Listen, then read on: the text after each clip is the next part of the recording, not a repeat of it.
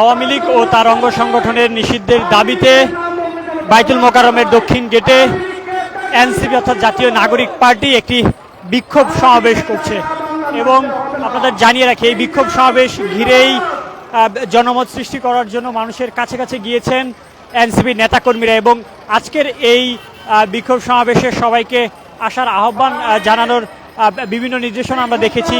গতকালকে আমরা দেখেছি হাসনাত আবদুল্লাহ মিরপুরে জনসংযোগ করেছেন, সবাইকে আজকের এই সমাবেশে উপস্থিত থাকার আহ্বান জানিয়েছেন এবং মূলত আমরা গতকালকে রাতেও লক্ষ্য করেছি যে এনসিপির আহ্বায়ক নাহিদ ইসলাম তিনি ফেসবুকে একটি ভিডিও বার্তার মাধ্যমে সবাইকে আহ্বান করেন এবং আজকে মূলত জুমা নামাজের পর থেকেই মুসল্লিরা যখন বাইতুল মোকাররমের দক্ষিণ গেট থেকে বের হয়ে যান তার পরপর থেকে এখানে এনসিপি নেতাকর্মীরা তারা আসছিলেন, এসে জমায়েত হচ্ছেন এবং ইতিমধ্যে এনসিপির আজকের যে সমাবেশ রয়েছে এই সমাবেশটি শুরু করার প্রস্তুতি নিচ্ছে এবং আজকে মঞ্চে ইতিমধ্যে সার্জিস আলম মুখ্য সংগঠক উত্তরবঙ্গের তিনি এসে মঞ্চে অবস্থান করছেন, তার পাশাপাশি এনসিপি নেতাকর্মীরা এখানে রয়েছেন।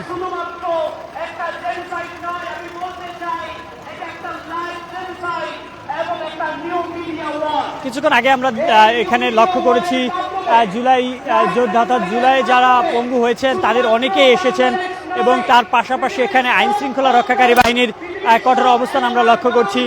বাইতুল মোকাররমের দুপাশে উত্তর গেট এবং দক্ষিণ গেট দুপাশে আমরা আইন শৃঙ্খলা রক্ষাকারী বাহিনীর উপস্থিতি দেখেছি এবং ইতিমধ্যে আপনারা দেখছেন এখানে এনসিপি নেতাকর্মীরা এসে আজকে যে সমাবেশটি বাইতুল মোকাররমের দক্ষিণ গেটে হচ্ছে সেখানে নেতাকর্মীরা এসে জমায়েত হচ্ছে। তবে আজকে তাদের যে সমাবেশ অর্থাৎ এনসিপির যে সমাবেশ আওয়ামী লীগ নিষিদ্ধ ও তার অঙ্গ সংগঠনের নিষিদ্ধের দাবিতে মূলত তাদের আজকের এই সমাবেশ।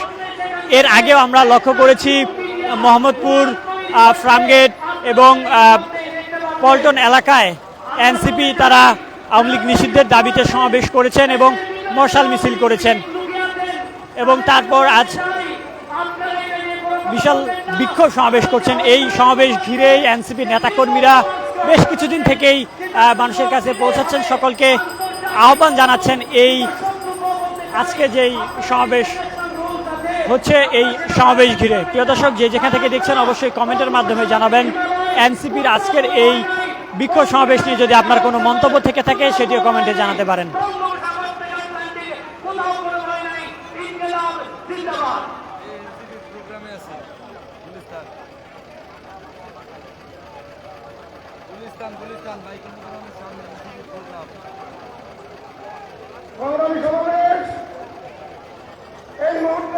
এনসিপির আজকের এই বিক্ষোভ সমাবেশে ইতিমধ্যে আপনারা দেখছেন কেন্দ্রীয় নেতাকর্মীরা এসে উপস্থিত হয়েছেন এবং থানা এবং বিভিন্ন মিছিল আমরা লক্ষ্য করছি, ক্ষুদ্র ক্ষুদ্র মিছিল, বৃহৎ মিছিল ইতিমধ্যে বাইতুল মোকাররমের দক্ষিণ গেটে তাদের যে সমাবেশ স্থল এনসিপির সেখানে এসে উপস্থিত হচ্ছেন।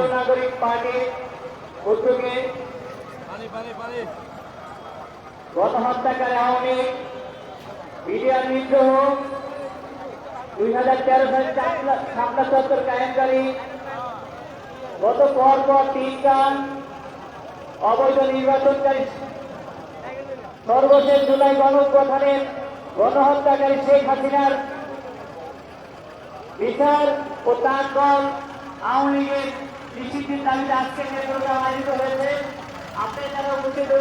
জুমা নামাজ শেষেই মূলত মিছিল নিয়ে ক্ষুদ্র মিছিল, বৃহৎ মিছিল নিয়ে ইতিমধ্যে বাইতুল মোকাররমের দক্ষিণ গেটে মূলত সমাবেশ স্থলে এনসিপি নেতাকর্মীরা আসছেন এবং তাদের যেই দাবিগুলো রয়েছে সেগুলো বিভিন্ন স্লোগানের মাধ্যমে বলছেন। তাদেরকে বাংলাদেশে রাজনীতি করার নৈতিক অধিকার নাই। আমরা চাই অন্তর্বর্তীকালীন সরকারের প্রধান দায়িত্ব হইল এত গণহত্যা যারা চালিয়েছে তাদেরকে বিচারের আওতায় আনা, যেই দলের নেতৃত্ব গণহত্যা চালিয়েছে তাদেরকে নিষিদ্ধ করা। আজকের এই ময়দান থেকে এটাই বলতে চাই, যদি আওয়ামী লীগকে নিষিদ্ধ করা না হয় তাহলে এই অন্তর্বর্তীকালীন সরকারকে জনগণের কাছে জবাব দিতে হবে। এই গণহত্যাকারী আওয়ামী লীগের নিষিদ্ধের দাবিতে আমরা সরকারকে আহ্বান জানাবো অতি দ্রুত গণহত্যাকারী আওয়ামী লীগের বিচার এবং তাদের নিষিদ্ধ করতে হবে। ইনকিলাব জিন্দাবাদ। এনসিপির আজকের এই সমাবেশ ঘিরেই মূলত আমরা দেখছিলাম বেশ কয়েকদিন থেকে জনসংযোগ করছে এনসিপি নেতাকর্মীরা এবং জুমা নামাজ শেষেই এনসিপি নেতাকর্মীরা তাদের সমাবেশস্থলে এসে জমায়েত হওয়া শুরু করেছেন এবং কেন্দ্রীয় নেতাকর্মীর উপস্থিতি আমরা ইতিমধ্যে লক্ষ্য করছি। আওয়ামী লীগের নিষিদ্ধ এবং তার অঙ্গ সংগঠনের নিষিদ্ধের দাবিতে এর আগেও আমরা এনসিপির বিক্ষোভ মিছিল লক্ষ্য করেছি। মোহাম্মদপুরে বিক্ষোভ মিছিল করেছেন, টাঙ্গাইলে বিক্ষোভ মিছিল করেছেন, তার পাশাপাশি পল্টনে আমরা এনসিপি বিক্ষোভ মিছিল দেখেছি। মূলত আওয়ামী লীগকে নিষিদ্ধের দাবিতে তারা মশাল মিছিলও করেছেন। আসসালামু আলাইকুম ওয়া রাহমাতুল্লাহি ওয়া বারাকাতুহু। কেমন আছেন আপনারা সবাই?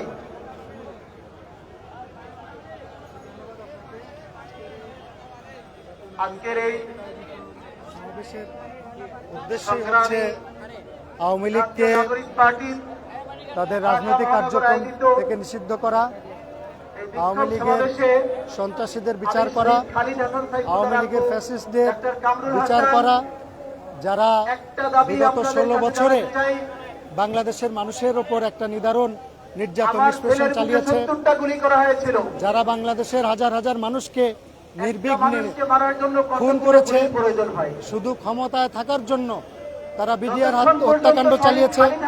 বাংলাদেশের 57 জন সেনা অফিসারকে, দেশপ্রেমিক সেনা অফিসারকে একটি ষড়যন্ত্রের মাধ্যমে, রয়ের মাধ্যমে তারা বিডিআর সদর দপ্তরে হত্যা করেছে। বাংলাদেশের হাজার হাজার আলেমদেরকে তারা শাপলা চত্বরে হত্যা করেছে। বাংলাদেশের হাজার হাজার জনতাকে তারা তার মুখ বন্ধ করার জন্য গুম করেছে।